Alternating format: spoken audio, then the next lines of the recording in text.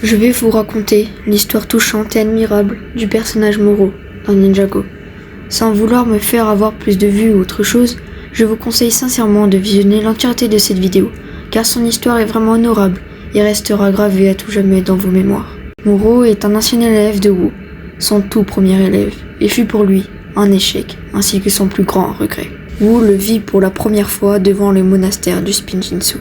Le voyant seul, sans amis, sans famille, il décidit de lui donner une assiette remplie de nourriture saine et adaptée à son régime alimentaire. Le frère de Wu venait de partir s'entraîner avec Maître Chen. Alors Wu décida de devenir maître à son tour. Moro accepta et commença à s'entraîner avec Wu, la première vraie personne qui s'occupait de cet enfant si seul auparavant. C'était l'élève parfait. Il faisait tout ce que son maître attendait de lui. Wu lui fit découvrir des choses qu'il n'avait jamais vues auparavant. Plein de choses, mais surtout un cerf-volant. C'est comme ça qu'il découvrit que Moro était un descendant d'un maître élémentaire et qu'il contrôlait le vent. Wu crut que c'était l'élu, qu'il serait destiné à devenir le ninja vert. Moro avait de la rage. Il voulut des entraînements toujours plus complexes. Il y avait aussi de l'arrogance en lui. Wu eut peur d'avoir fait une erreur, mais ce n'était pas à lui d'en décider. Quand Moro fit le test, les 4 armes d'or ne firent rien, ne bougèrent pas, lui révélant alors qu'il ne serait jamais le ninja vert. Moro, en colère, rempli de haine et de tristesse, car son maître l'avait fait croire en quelque chose de faux, en un mensonge, refusa de croire au destin comme il avait cru au mensonge de son maître, et décida de malgré tout devenir le ninja vert. Moro n'avait qu'une idée en tête, prouver à son maître et au destin qu'ils avaient tort. Il agissait alors de manière inconsciente, car il se croyait invincible. Moro partit du monastère, voulant trouver la tombe du premier maître du Spinjitzu. Wu essaya de le retenir, mais il n'écouta pas.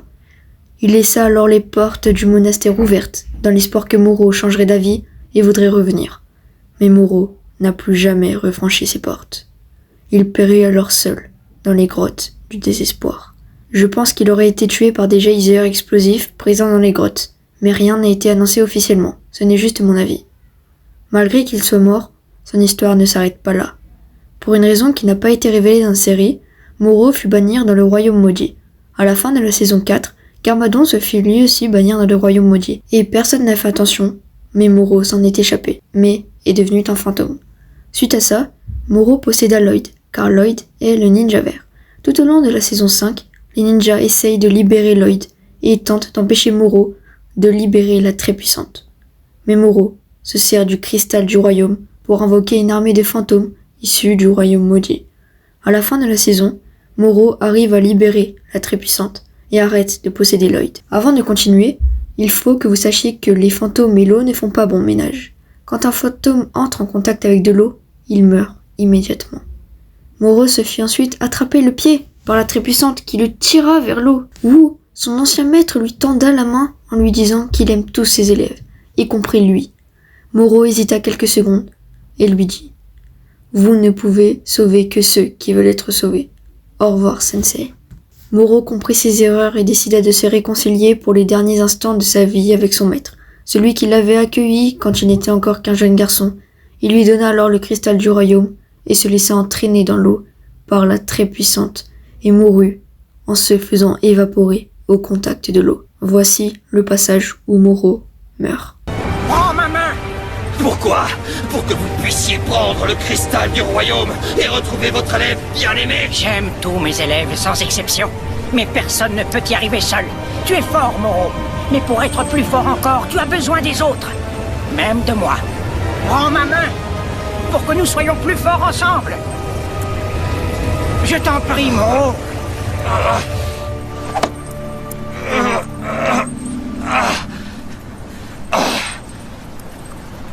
Vous ne pouvez sauver que ceux qui veulent être sauvés. Au revoir, sensei. Ah!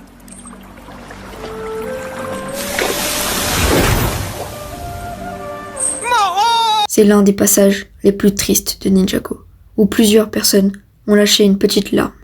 Sa vie n'aura été que haine, colère, tristesse et surtout solitude. Malheureusement, il comprit ses erreurs trop tard et finit par décéder. Mais au moins, il les a compris. Tout ce que je vous ai raconté faisait partie de la saison 5, mais ce que je m'apprête à vous raconter faire partie d'un épisode hors saison qui s'appelle Le jour des âmes disparues. Et ce sera le dernier moment où nous aurons entendu parler de Moro. Enfin, pour l'instant, car sûrement, et j'espère qu'il reviendra dans la saison 3 de Dragon's Rising. Alors abonne-toi, car s'il revient, je ferai une partie 2 dans laquelle je continuerai son histoire. Bref, Sensei Yang fit revenir à la vie l'espace d'une nuit tous les méchants que les ninjas aient affrontés jusqu'à là. Chen, Samukai, Pitor et plein d'autres. Mais surtout, Moro. Ils étaient tous figés dans un musée, morts. Chaque méchant dut s'occuper d'un ninja, et Moro choisit Wu. Si Moro tuait Wu en l'espace de cette nuit, il pourrait revenir à la vie. Grande tentation, non? Non. Moro ne le tua pas. Il alla l'informer de ce qu'avait commis Yang pour aider Wu ainsi que les ninjas. Grâce à lui, tous les méchants firent arrêter, mais Moro dut aussi retourner au musée, car pas de meurtre, pas de vie. Wu et les ninjas remercièrent Moro, et Moro alla sur sa place, dans le musée, puis il ne bougea plus, jamais. Ce fut le retour à la mort. Son histoire s'achève malheureusement là, sauf s'il revient dans Dragon Rising. Pour moi, Moro est un des meilleurs personnages que Ninjago ait pu créer. Souvenez-vous qu'à la base, ce n'était qu'un petit orphelin perdu, seul, qui fouillait dans les poubelles, se retourna ensuite contre Wu, pour finalement revenir à ses côtés, et de sauver plus d'une fois. Son histoire touchante, complexe et tragique restera gravée à tout jamais dans ma mémoire. Moro m'a marqué pour toujours, et j'en suis très heureuse. Ninjago n'est peut-être qu'un dessin animé, mais pour moi, c'est bien plus qu'une simple série pour enfants ordinaires.